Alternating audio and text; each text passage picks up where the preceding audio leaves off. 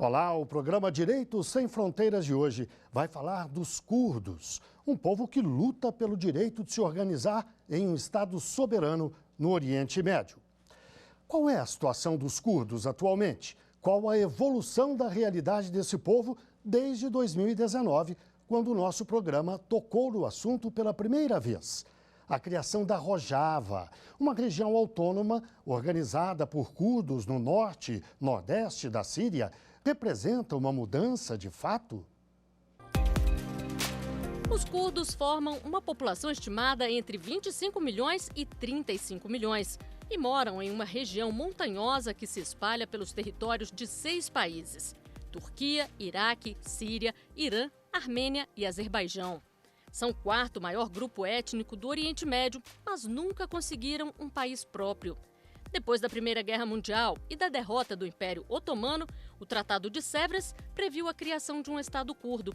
Mas 3 anos depois, o Tratado Lausanne, que estabeleceu as fronteiras da Turquia moderna, descartou o Estado curdo, situação que persiste até hoje. Na Guerra da Síria, os curdos lutaram contra o Estado Islâmico e ocuparam o norte e nordeste do país. Atualmente controlam a região chamada de Rojava e mantêm um regime considerado democrático, com forte participação feminina. A fé muçulmana é majoritária entre os curdos, mas muitos professam várias religiões cristãs e até o judaísmo. A orientação política dos curdos também é bastante variada e alguns grupos cultivam fortes rivalidades internas. E para falar deste assunto, vamos conversar via Skype com Günter Hutzit, professor de Relações Internacionais, e com Flávio Bastos, doutor em Direito e professor de Direitos Humanos. Muito obrigado pela participação dos dois no nosso programa. Eu começo com uma pergunta para o professor Günter.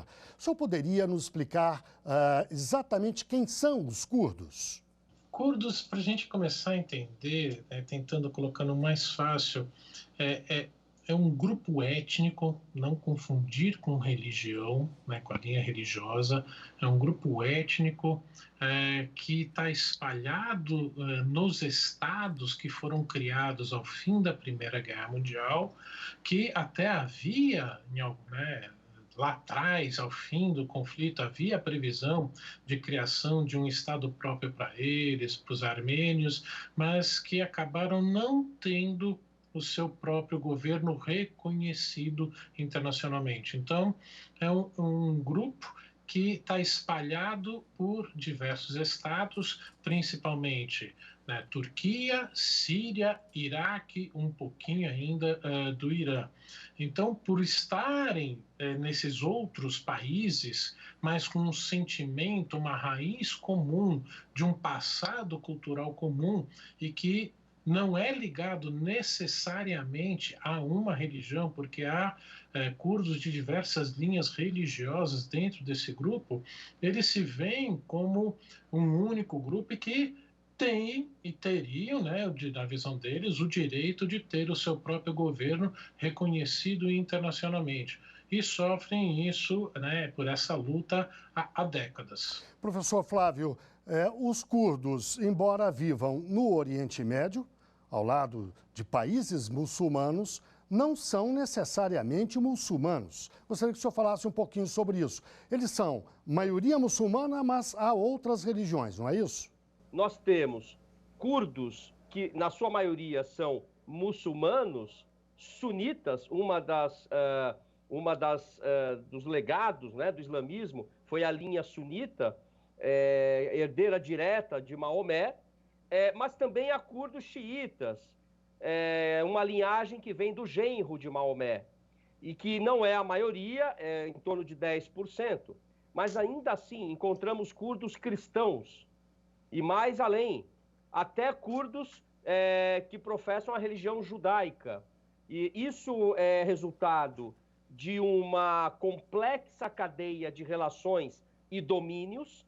Então, desde o século XVI, por exemplo, com uma disputa que envolveu os curdos entre otomanos e outros grupos que combatiam os otomanos, os safáditas, por exemplo, e a relação com os iranianos. Eles não são árabes, eles não são persas, mas guardam na sua origem a influência desses povos. A origem é caucasiana, não é isso, professor Gunther? Eles estão nessa encruzilhada cultural, étnica, que misturaram, mas que tem, né, como a própria região diz, né, Cáucaso, né, essa relação bastante, dependendo dos grupos, mais ligados aos árabes, mais ligados aos persas ou mais ligados mesmo aos índios europeus. E, professor Flávio, assim como eles professam diferentes religiões, também tem opções políticas variadas. Não é um grupo homogêneo desse ponto de vista também, não é isso? Perfeito. Eu vou dar um exemplo. O mais conhecido partido político curdo, que é considerado, inclusive, terrorista pelo Estado turco atual, não é? Pela União Europeia e pelos Estados Unidos, é o PKK, Partido dos Trabalhadores Curdos, sob a liderança de Abdullah Öcalan, e que está preso e que é de tendência mais socialista, de esquerda. De outro lado, nós temos hoje, vamos falar aqui a respeito disso, temos a região mais autônoma do Kurdistão, no norte do Iraque, o governo regional do Kurdistão, o KRG, e que segue uma outra linha. Então, sim, temos distintas opções políticas entre os curdos, como qualquer outro país, né? A gente vai falar com mais detalhes dessas diferenças entre os curdos, mas eu gostaria de ver com o professor Gunther uma outra questão que é um pouco anterior: que ligação as potências europeias têm com esse freio na pretensão curda de ter um Estado autônomo e soberano? O Tratado de Sèvres era para estabelecer, efetivamente, várias fronteiras, inclusive, como já mencionei, da Armênia e do Kurdistão, e que a recém-república turca inaugurada, né, com o jovem tenente Kemal Atatürk, ele não respeitou esses tratados e estabeleceu as fronteiras, assim como a própria União Soviética também não respeitou, e os europeus acabaram lavando as mãos porque não queriam se envolver em mais um conflito. Então, desde lá de trás, já se tem essa prometida soberania reconhecida internacionalmente para diversos grupos da região que não foram efetivamente estabelecidas e que resultaram em conflitos que até hoje, não podemos esquecer, né, de Nagorno-Karabakh, algumas semanas atrás, um mês e pouco atrás, quando terminou, como resultados que estão aí desde então. Agora, professor Flávio, se aquele foi um momento definidor, houve outro mais recente, recentíssimo, que foi a Guerra da Síria, que tem importância, grande importância para a questão curda. O senhor pode nos explicar por quê, por favor? Uma das consequências desse tratado desrespeitado, que não criou um Estado, uma região autônoma, um Estado para os curdos, ele vai resultar exatamente na Guerra da Síria, que é a sua pergunta. A Guerra da Síria, ela teve vários atores, mas eu quero lembrar um dos protagonistas, que foi o Estado Islâmico, e que tinha por proposta fazer ressurgir os califados. Ora, califado, o último califado, que era chamado de sultanato, foi o Império Otomano, que desaparece com o fim da Primeira Guerra Mundial. E aqui, este Estado Islâmico tenta fazer ressurgir este califado. Há uma cena famosa em que os combatentes do Estado Islâmico destroem a fronteira ali do Iraque e também da Síria, e mais, passam a exterminar os curdos, assim como os yazidis. Então, isso tudo está conectado. Então, qual a importância da Guerra da Síria para os curdos? Ela é a continuidade daqueles tratados muito desrespeitados e mal feitos pelos europeus, da colonização europeia, que deixou uma região, hoje, um barril de pólvora. Então, é uma consequência disso. Então, os curdos voltam a demandar a sua velha busca, e que foi reconhecida pelo Tratado de Sèvres, que foi uma proteção contra as perseguições a essas minorias pelo Império Otomano. Qual é essa busca? A criação do Kurdistão. Professor Gunther, na guerra da Síria, os curdos lutaram e lutam até hoje, porque, afinal, essa guerra não está completamente resolvida. Ainda há escaramuças aqui e acolá, embora o governo do Bashar al-Assad tenha conseguido, com a ajuda da Rússia, recuperar o controle de boa parte do território. Mas não recuperou, por exemplo, o controle sobre o norte da Síria, na fronteira com a Turquia, que é onde se instalou aquela região autônoma que nós citamos no começo do programa. Eu gostaria que o senhor explicasse um pouquinho esse fenômeno. Que região é essa? Enfim, as circunstâncias que permitiram a formação disso. No auge, né, do Estado Islâmico, efetivamente, o grupo que... Né, a unidade militar que melhor conseguiu combater e que realmente fez, né, diferença foram os curdos, foram principalmente, né, as lutadoras, ou seja, as mulheres curdas, que pela visão muito estreita, muito radical, como bem já colocou, né, o Dr. Flávio, né, de mundo da visão do Estado Islâmico, só da presença dessas mulheres como combatentes já fez mudar a dinâmica do conflito. Eles receberam equipamento militar dos norte-americanos muito avançados, só não receberam mísseis antiaéreos porque havia um grande receio de que esses poderiam cair em mãos erradas e fazer atentado contra aviões civis, e que conseguiu reverter, né, essa onda expansionista do Estado Islâmico. Então, quando entra o presidente Donald Trump e ele retira as tropas americanas, muda completamente a dinâmica do conflito, porque você tem um aumento da presença russa. Não é que ela não existia, mas foi justamente nesse momento de retirada que Vladimir Putin viu um momento de se estabelecer como o grande influenciador da dinâmica política militar na região.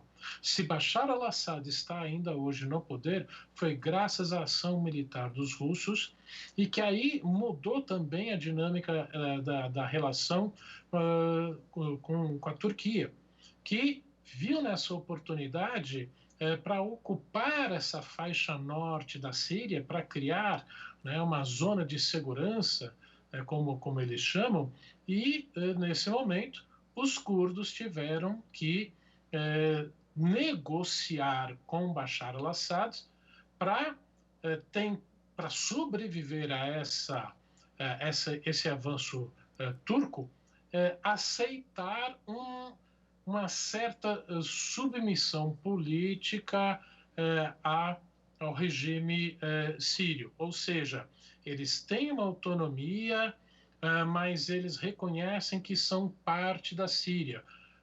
Numa jogada de comprar tempo, porque senão eles seriam massacrados. E por isso que surge essa região de Rojava semi-autônoma. Bem, nós vamos falar mais e melhor desse assunto no próximo bloco. Mas antes eu gostaria de deixar no ar uma pergunta já para o professor Flávio responder na volta. Professor, essa região, como é que o senhor caracterizaria? Ela supostamente teria um regime democrático, digamos, quase igualitário entre homens e mulheres. Eu gostaria que o senhor explicasse isso melhor. E vamos lembrar, inclusive, que essa é uma região de grande importância, porque está ao sul da Turquia, um país que não quer, de forma alguma, permitir a criação do Estado curdo. Então, professor Flávio, na volta, por favor, a gente fala disso. Vamos, portanto, para o intervalo e voltamos já já.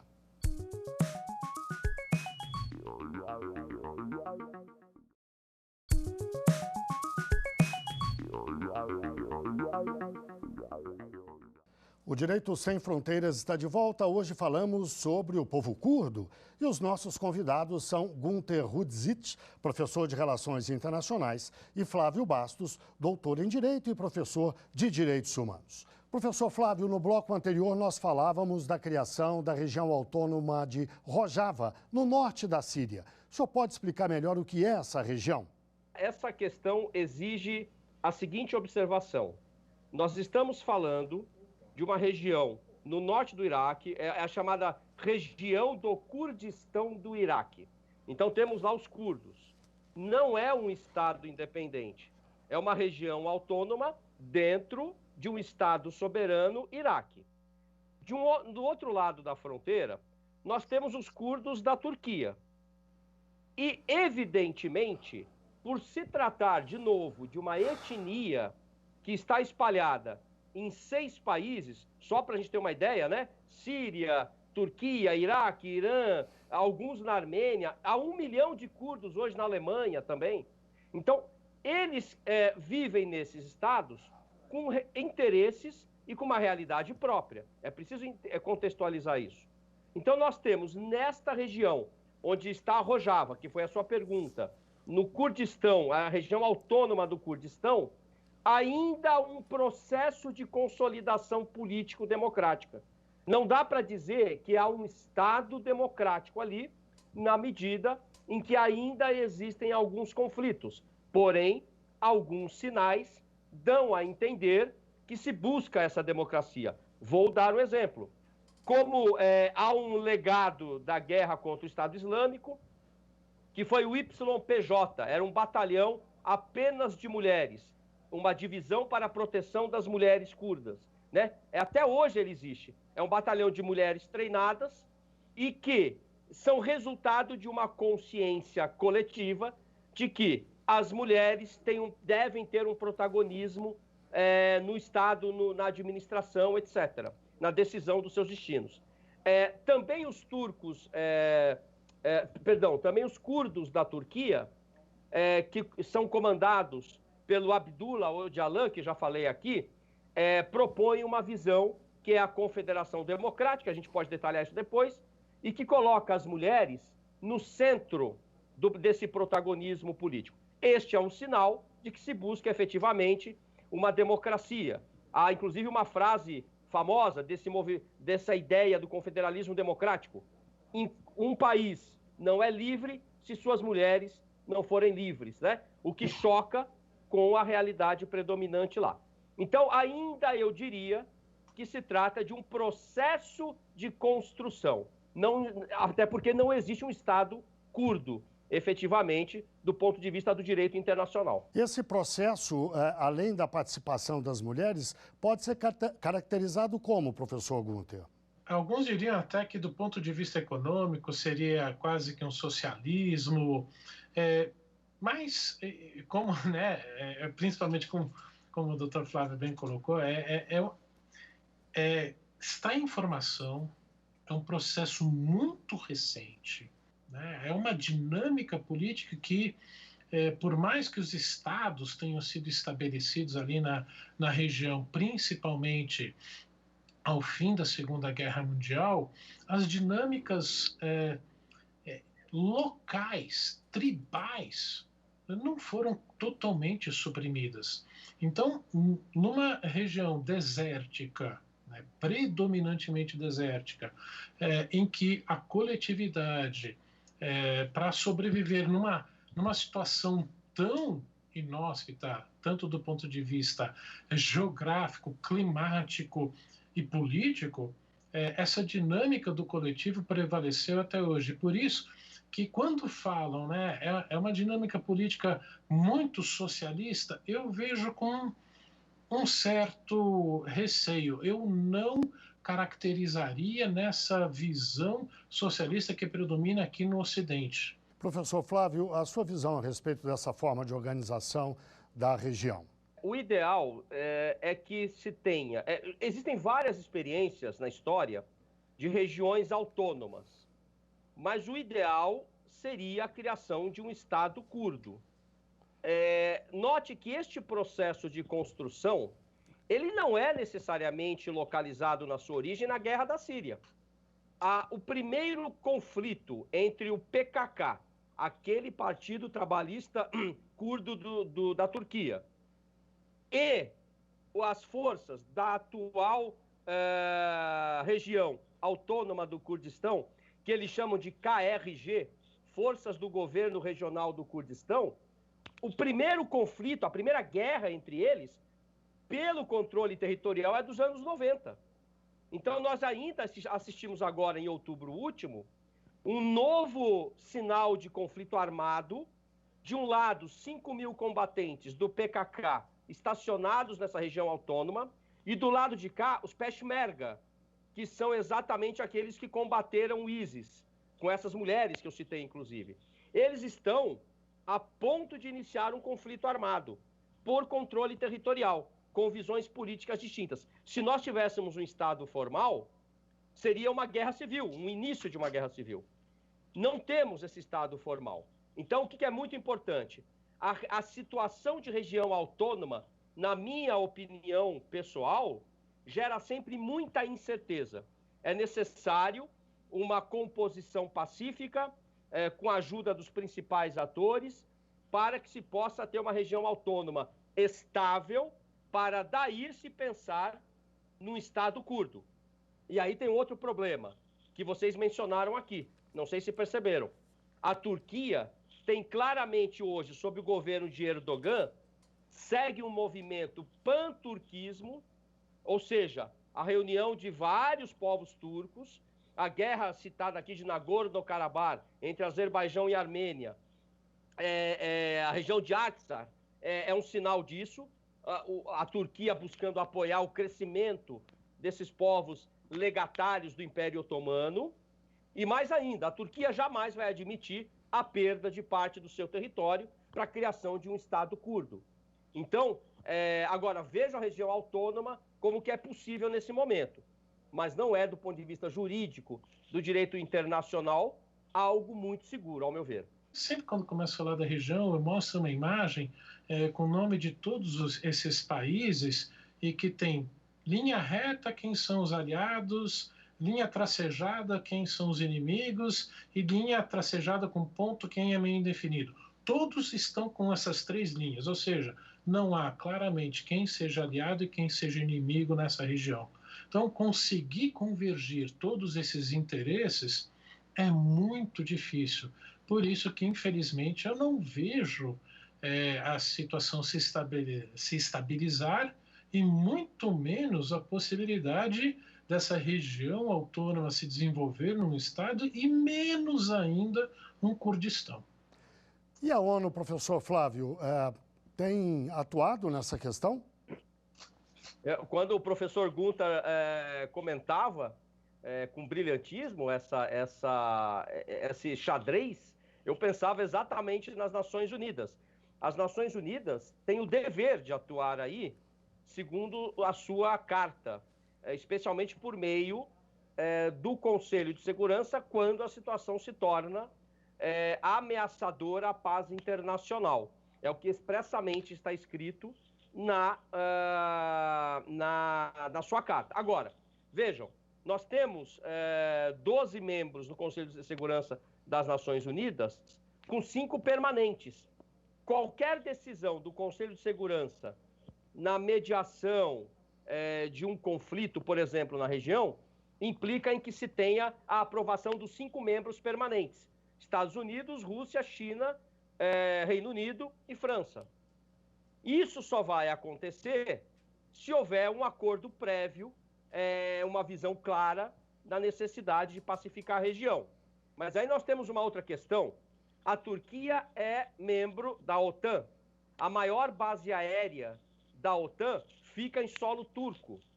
E a Turquia não vai permitir qualquer negociação, jamais, em relação à criação de um Estado curdo. Vejam, a Turquia segue um modelo ocidental, ou seguia, a partir do Kemal Atatürk, que foi um militar que era influenciado pelas ideias ocidentais e que acaba com a visão religiosa do Império Otomano.